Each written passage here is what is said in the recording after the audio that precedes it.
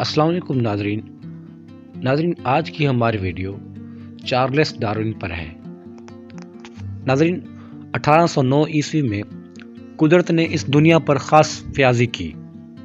اس سال Abraham Lincoln اور Glade stone جیسے سیاسی رہنما، پٹینسن اور بروننگ جیسے شہرا آفاق ادیب اور چارلس ڈارون جیسے سائنسدان پیدا ہوئے۔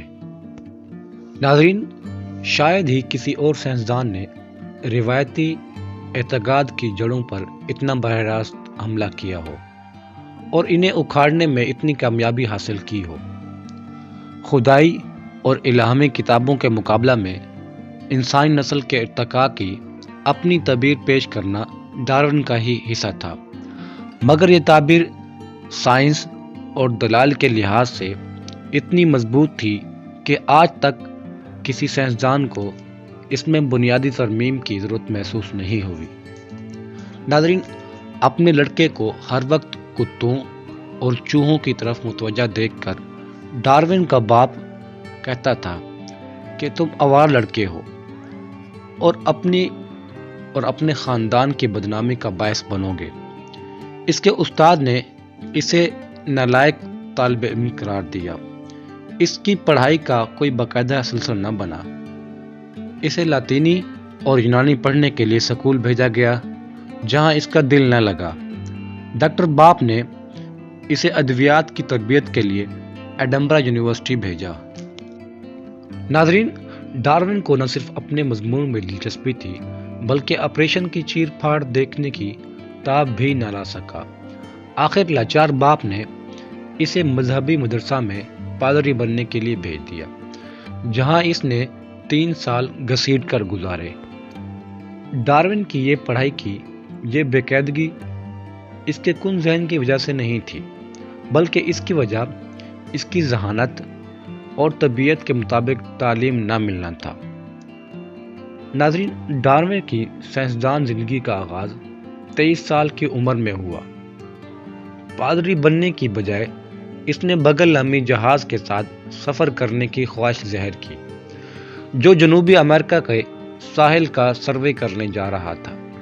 مایوس باپ اپنے بیٹی کی ضد کے سامنے جھک گیا کیونکہ اسے یقین ہو گیا تھا کہ ڈارون زندگی کے کسی شعبہ میں کامیاب نہیں ہو سکتا۔ ڈارون کا سفر 1831 میں شروع ہوا۔ 5 سال اس نے سمندروں، جزیروں اور جنگلوں میں گزارے جہاں نباتاتی اور حیوانی زندگی کے مختلف نمونوں کے علاوہ اس نے انسانی تہذیب کے بھی مختلف مراحل دیکھے۔ اسے وحشیوں، غلاموں اور مہذب زندگیوں سے آشنا ہونے کا موقع ملا۔ کہیں عیاشی کے سامان ملتے تو کہیں خطرے، مصیبتیں، ناقابل برداشت سردی، ناقابل برداشت گرمی، ناکافی اور ناقابل ہضم خوراک اور لگاتار سفر کی تھکان نے وقتی آرام کے مقابلہ میں اس کی صحت پر زیادہ اثر ڈالا۔ سفر کے خاتمہ پر ڈارون اپنی بہت سی جسمانی قوت کھو چکا تھا۔ ناظرین ڈارون کا سفر نامہ سائنسی معلومات کے انمول خزانے کے علاوہ سفر کے رونگٹے کھڑے کر دینے والی کہانیوں سے بھی پر ہے۔ یہ واقعاتی کہانیاں اس زمانہ کی اور اس خطہ کی زندگیوں کے مختلف پہلوؤں کے ساتھ ہی مختلف موضوع پر بھی مصنف کے خیالات کی عکاسی بھی کرتی ہیں۔ جہاں اس نے مغربی امریکہ کے شہروں اور قدرتی نظاروں کے رومانی نقشے کھینچے ہیں، وہاں اس نے غلاموں کی زندگی کے دردناک بیان سے انسانی برابری اور ہمدردی میں اپنے اعتقاد کا بھی اظہار کیا ہے۔ ناظرین ڈارون نے قدرت کے وسیع تجربہ گاہ سے اپنے سارے سبق حاصل کر لیے۔ مسئلہ ارتقاء پر اس کے بنیادی خیالات سمندری سفر کے دنوں میں ہی بنے تھے، مگر برسوں کی جان توڑ محنت کے بغیر اس نے ان کا اظہار نہیں کیا۔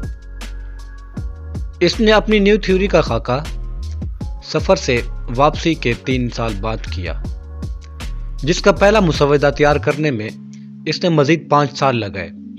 یہ مسودہ جو 30 صفحات پر مشتمل تھا، شائع کرنے سے پہلے اس نے پورے 15 سال اس پر مغز ماری کی۔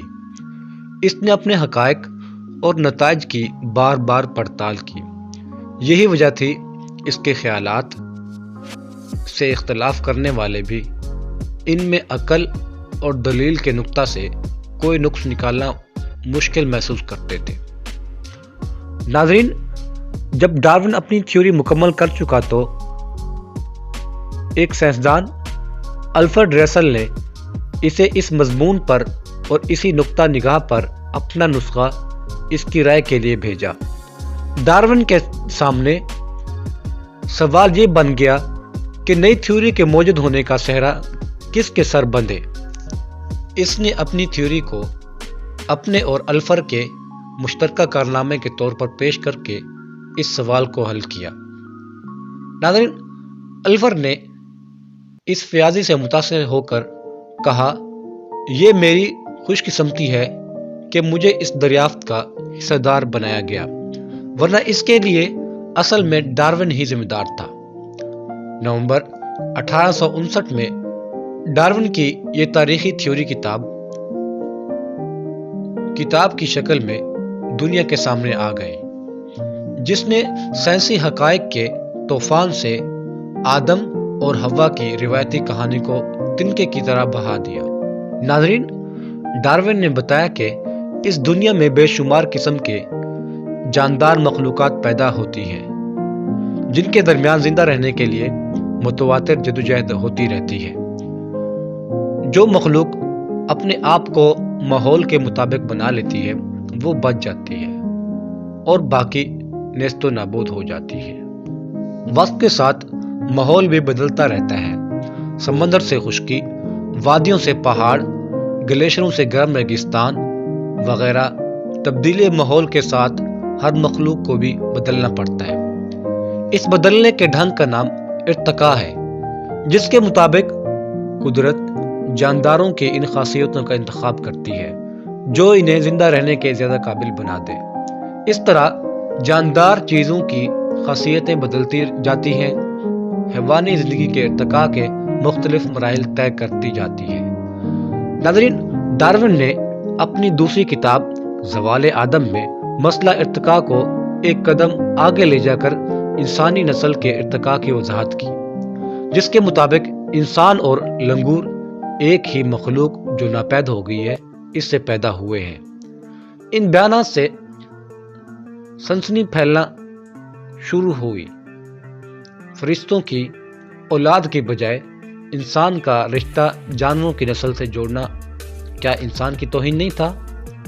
کیا یہ خدا کی کتاب کی خلاف ورزی نہیں؟ ڈارون کو خدا کی کتاب کی بجائے قدرت کی کتاب پر زیادہ بھروسہ تھا۔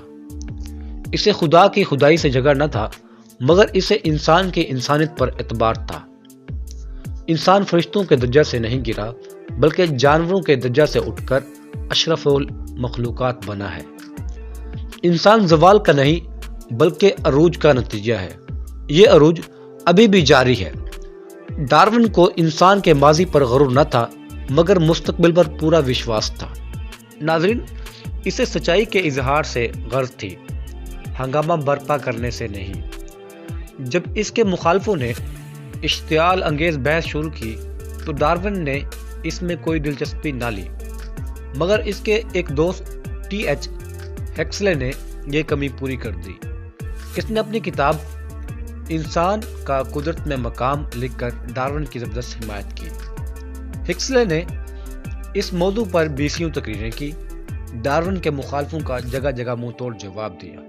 ناظرین، ڈارون طبعاً ایک شریف اور حلیم انسان تھا جو اپنے مخالفوں کی بھی عزت کرتا۔ انسان کو ارتقاء کی آخری منزل پر بٹھا کر اور ارتقائی سفر کی رہنمائی کر کے ڈارون انسانیت کا سب سے بڑا سائنسدان بنا۔ انسان ایک جانور ہے، مگر ایسا جانور جو پیار کی لامحدود اہلیت رکھتا ہے۔ اس کا کہنا تھا کہ شہرت، عزت، خوشی اور دولت پیار کے مقابلہ میں ہیچ ہیں۔ ناظرین، ڈارون کی ازدواجی کی زندگی بھی پیار سے بھرپور تھی۔ اس نے اپنی بیوی کو سب سے اچھی اور سب سے مہربان بیوی قرار دیا۔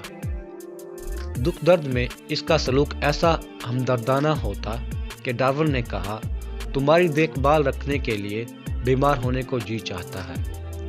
اپنے پیار کی نشانی کے طور پر وہ 10 بچے چھوڑ گئے۔ 73 سال کی عمر میں زندگی کا سفر ختم کرنے سے چند مہینے پہلے اس نے کہا کہ مجھے موت کا غم نہیں، مگر افسوس ہے کہ مزید ریسرچ کرنے کی میری قوت سلب ہو گئی ہے۔ ناظرین، آج کی ہماری ویڈیو یہیں تک تھی۔ اگر آپ کو ہماری ویڈیو اچھی لگے تو ہماری ویڈیو کو لائک اور ہمارے چینل کو سبسکرائب کریں۔